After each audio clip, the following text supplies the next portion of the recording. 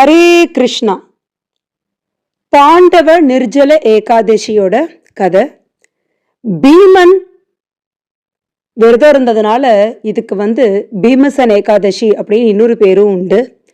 இது என்ன ஸ்பெஷல் அப்படின்னா, இந்த விரதத்தை நீங்க ஒரே ஒரு நாள் நிர்ஜலமா இருந்தேன்னா, அதாவது தண்ணி கூட குடிக்காம வாய்க்கிட்டு எதையும் கொண்டு போகாம இருந்தேன்னா, நீங்க வருஷம் முழுக்க வர ஏகாதசியில சாப்பிட்டிருந்தாலும் நீங்க விரதம் இருந்த பலனை கொடுக்கக்கூடிய ஒரே ஏகாதசி இந்த பாண்டவ நிர்ஜல ஏகாதசி.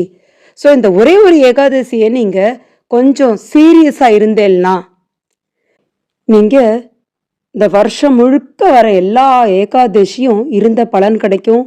ஒரு மாசத்துக்கு 2 ஏகாதசி தான், மொத்தம் 24 ஏகாதசி. லீப் இயர் போது மட்டும் ஒரு எக்ஸ்ட்ராவாக 2 ஏகாதசி வரும், 26 ஏகாதசி வரும். அது லீப் இயர் போது மட்டும்தான் எக்ஸ்ட்ரா 2 வரும். மற்றபடி எப்போதுமே 24 ஏகாதசி தான். ஸோ பீமன் நல்லா சாப்பிட்றதுனால மாதம் ரெண்டு நாள் பட்னியாக இருக்கிறதெல்லாம் அவன் யோசிச்சு கூட பார்க்க முடியாது. ஸோ அதனால் வியாசதேவர்கிட்ட கேட்குறான், எனக்கு ரொம்ப குற்ற உணர்ச்சியாக இருக்குது, என்னை சுற்றி இருக்கிறவா எல்லாருமே ஏகாதசி விரதத்தை கடைப்பிடிக்கிறா, என்னால் கடைப்பிடிக்க முடியல. என்னோட நிலைமைக்கு காரணம் ஜட்டராக்னி. அதாவது எல்லாருக்கும் ஜட்டராக்னி தான் உணவை ஜீரணம் பண்ண வைக்கிறது. ஸோ இந்த ஜட்டராக்னி ஒழுங்காக வேலை செய்யலைன்னா சாப்பிட்ற சாப்பாடு ஜீரணமாகாது. ஆனால் பீமனுக்கு ஒரேடியாக அது வேலை செய்கிறதுனால அவனுக்கு ஒரேடியாக பசிக்கிறது, ரொம்ப பயங்கரமாக பசிக்கிறது. ஏன்னா அது ரொம்பவே அதிகபட்சமாக வேலை செய்கிறது ஜட்டராக்னி. அதனால அவனுக்கு ரொம்ப பசிக்கிறது. அதனால தான் அவனால் ஏகாதசி விரதத்தை சரியாக இருக்க முடியல. ஸோ இதெல்லாம் சொல்லி வியாசதேவர்கிட்ட புலம்பும் போது வியாசதேவர் சொல்கிறார், நீ கவலைப்படாதப்பா, கிருஷ்ண பரமாத்மா சொல்லியிருக்கார், இது மாதிரி ஜேஷ்ட மாதம், அதாவது ஹிந்தி கேலண்டர் படி ஜேஷ்ட மாதத்தில், இதெல்லாம் நார்த் இந்தியாவில் தானே நடந்தது. ஸோ அதனால் அதுக்கு தகுந்த மாதிரி ஜேஷ்ட மாதத்தில் சுக்லபக்ஷம், அதாவது வளர்பிறையில் வர ஏகாதசியை நீ இருந்த முறைப்படி வாய்க்கிட்ட எதையும் கொண்டு போகாமல் நிர்ஜலமாக தண்ணி கூட குறைஞ்சபட்சம் தண்ணி குடிக்கலான்னு சொல்லுவோம் இல்லையா, ஆனால் அந்த தண்ணி கூட நீ குடிக்காமல் இருக்கணும்.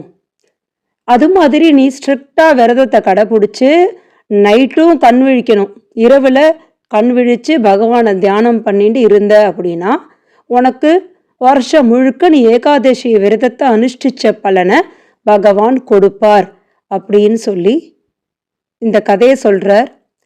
அப்புறம் இந்த ஜட்டராக்னியை தவிர இன்னும் 2 அக்னியை பற்றியும் வியாசதேவர் சொல்கிறார். அதாவது தாவாக்னின்னு ஒன்று இருக்குது.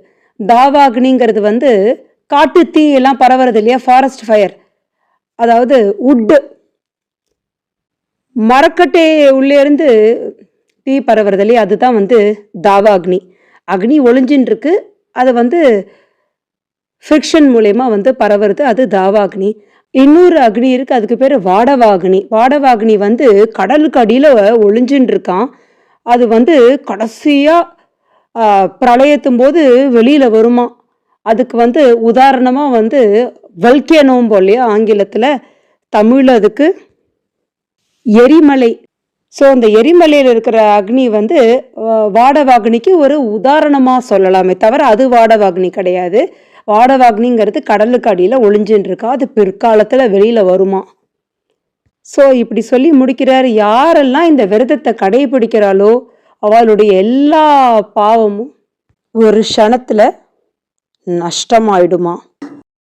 இப்போ வியாசதேவர் என்ன சொல்றாருன்னா, ஏகாதசி விரதம் எவன் இருக்கானோ கண்டிப்பா அவன் நரகத்துக்கு போக மாட்டான், நரகத்துக்கு போறதுலேருந்து அவன் தப்பிச்சிருவான் அப்படின்னு சொல்றாரு. இப்ப இந்த விரதம் என்னென்ன பலன் கிடைக்கும் அப்படின்னு பார்க்கலாம். கிருஷ்ணர் என்ன சொல்றாருன்னா, யாரு என்னை தஞ்சம் அடைகிறாங்களோ, என்னோட கட்டளைகளை ஏற்கிறாங்களோ, யாரெல்லாம் விரதம் இருக்காங்களோ, ஏகாதசி விரதம் இருக்காங்களோ, முக்கியமா இந்த நிர்ஜல ஏகாதசி விரதம் இருக்கிறவங்க எல்லாருக்கும் விடுதலை, பாவங்கள்ல இருந்து விடுதலை அப்படின்னு கிருஷ்ணர் சொல்றார். இந்த கிருஷ்ணர் சொன்ன விஷயத்த வியாசதேவர் பீமன் கிட்ட சொல்றார். இதெல்லாம் தான் கிருஷ்ணர் என்கிட்ட சொன்னாரு, வியாசதேவர் பீமன்கிட்ட சொல்றாரு. இப்ப இந்த ஏகாதசி விரதத்தை யார் நம்பிக்கையோட இருக்காங்களோ அவங்களுக்கு சாகர நேரத்துல இறக்கும் தருவாயில் யமதூதர்கள் வரமாட்டாங்க. பயன்படுத்துற மாதிரி இருக்கிற யமதூதர்கள் அவங்க என்ன கலர்ல இருப்பாங்கன்னாக்க மஞ்சள் நிறத்திலயும் கருப்பு நிறத்திலயும் இருப்பாங்களாம். பாக்குறதுக்கே ரொம்ப கொடூரமா இருக்குமா. பாசக்கயிறு எடுத்துட்டு வருவாங்களாம். ஆனா யமதூதர்கள் இவன் ஏகாதசி விரதம் இருந்திருக்கான் அப்படின்னு தெரிஞ்சாலே கிட்ட கூட வரமாட்டாங்களாம். அதுக்கு பதிலா யாரு வருவானா, விஷ்ணு தூதர்கள். நம்ம நினைச்சிட்டு இருக்கோம் ஏற்கும் தருவாயில் எல்லாருக்குமே யமதூதர்கள் தான் வருவாங்கன்னு. கிடையாது, விஷ்ணு தூதர்களும் வருவாங்க. விஷ்ணு தூதர்கள் கூட்டிட்டு போவாங்களாம். விஷ்ணு தூதர்கள் எப்படி இருப்பாங்கன்னா மஞ்சள் நிறம். கிருஷ்ணனுக்கு பிடிச்ச நிறம் என்னன்னு பார்த்தா மஞ்சள் நிறம். மஞ்சள் நிறத்துல உடைய நெஞ்சு சங்கு சக்கரம் தாமரை பூ கதையெல்லாம் எடுத்துட்டு 4 கையுடைய இருக்கிற விஷ்ணு தூதர்கள் கூட்டிட்டு போவாங்களாம்.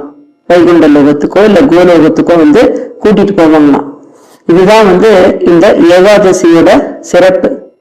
என்னால இருக்க முடியலங்கிறவங்க நான் இன்னும் வீடியோ போட்டிருக்கேன், ஏகாதசி அன்னைக்கு என்ன சாப்பிடலாம் அப்படின்னு. முடிஞ்ச வரைக்கும் இருக்க ட்ரை பண்ணுங்க. முடியலன்னா பாப்ப புருஷன் யார், ஏகாதசி அன்னைக்கு என்னெல்லாம் சாப்பிடலாம், எதனால தானியங்கள் சாப்பிடக்கூடாதுன்னு ஒரு வீடியோ போட்டிருப்பேன், அதை சர்ச் பண்ணி பாத்துக்கோங்க. இப்ப நான் உங்களுக்கு இதோட பெருமையெல்லாம் சொல்றேன் இல்லையா.